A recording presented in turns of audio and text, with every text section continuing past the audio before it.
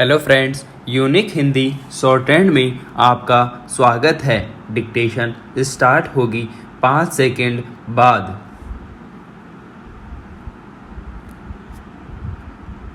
Start. जब हम मातृभाषा में चीज़ों को सीखते हैं तो वे हमारे लिए प्राथमिक होती है, क्योंकि इसके लिए हमारे मस्तिष्क को अनुवाद की प्रक्रिया से नहीं गुजरना पड़ता। इसके विपरीत जब हम मातृभाषा के अतिरिक्त अपनी द्वितीयक या तृतीयक भाषा में विचारों को ग्रहण करते हैं तो पहले उसे अपनी मातृभाषा में बदलते हैं, फिर उसको ग्रहण करते हैं। यही कारण है कि मातृभाषा में मस्तिष्क की ग्राह्यता सर्वाधिक होती है।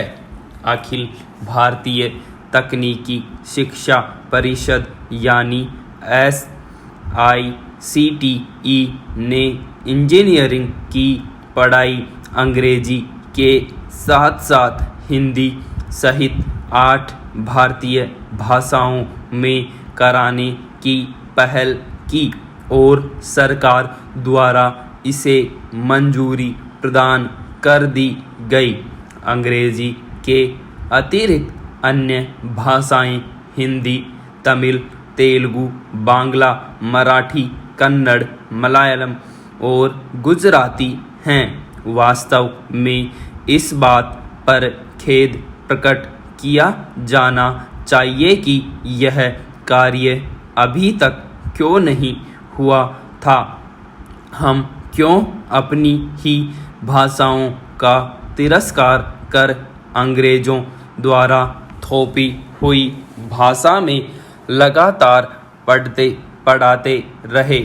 सरकारों ने इस विषय को ही छोड़ दिया और नौबत यह आ गई कि एक आम धारणा बन गई कि तकनीकी विषय तो अंग्रेजी में ही पढ़े जा सकते हैं।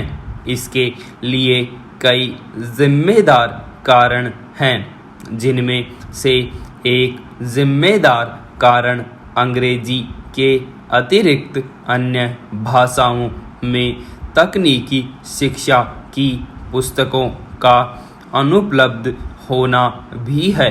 यह चिंताजनक विषय है, लेकिन अगर पहले इस दिशा की ओर दृढ़ इच्छा शक्ति से कार्य किया गया होता तो शायद इतना विलंब न होता। देर से ही सही, यह एक सकारात्मक पहल है, क्योंकि मातृभाषा में शिक्षा ग्रहण कर पाना अपेक्षाकृत ज़्यादा आसान होता है। विचार विनिमय का एकमात्र साधन भाषा है। स्वाभाविक रूप से मनुष्य अपनी मातृभाषा का अर्जन पहले करता है। किसी भी व्यक्ति के लिए मातृभाषा सीख लेने के बाद उस भाषा में अर्जन की प्रक्रिया अन्य भाषा की तुलना में अपेक्षाकृत अधिक सरल होती है। जब हम मातृभाषा में चीज़ों को सीखते हैं तो वह हमारे लिए प्राथमिक होती है, क्योंकि इसके लिए हमारे मस्तिष्क को अनुवाद की प्रक्रिया से नहीं गुजरना पड़ता है। इसके विपरीत जब हम मातृभाषा के अतिरिक्त अपनी द्वितीयक या तृतीयक भाषा में विचारों को ग्रहण करते हैं तो पहले उसे अपनी मातृभाषा में बदलते हैं, तब उसको ग्रहण करते हैं। यही कारण है कि मातृभाषा में मस्तिष्क की ग्राह्यता होती है। अफसोस की बात है कि भारत के हिंदी और अन्य स्थानीय भाषी क्षेत्र अंग्रेजी के वर्चस्व को स्वीकार कर चुके हैं। खुद हिंदी भाषी होने के बावजूद उनमें हिंदी के लिए हीन भावना विद्यमान है और यही मानसिकता अंग्रेजी के वर्चस्व का कारण है। भारत में आज तकनीकी शिक्षा की भाषा केवल अंग्रेजी में है और कहीं न कहीं यह भारत के युवाओं को तकनीकी शिक्षा से आसानी से जोड़ने में बाधक है। भाषाई दिक्कतों की वजह से आज बहुत से युवा इस क्षेत्र को अपनाने में हिचकिचाते हैं। भारत के अधिकतर युवा ग्रामीण पृष्ठभूमि से ही आते हैं। वहाँ उनके लिए उनकी अपनी क्षेत्रीय भाषा दैनिक जीवन का हिस्सा होती है। वे अपनी भाषा में सहज होते हैं।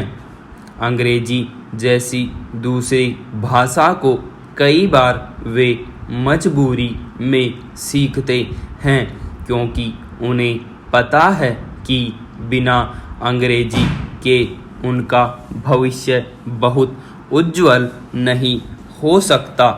ताज़ा निर्णय से दूसरी भाषा को मजबूरी में सीखने की स्थिति दूर होगी।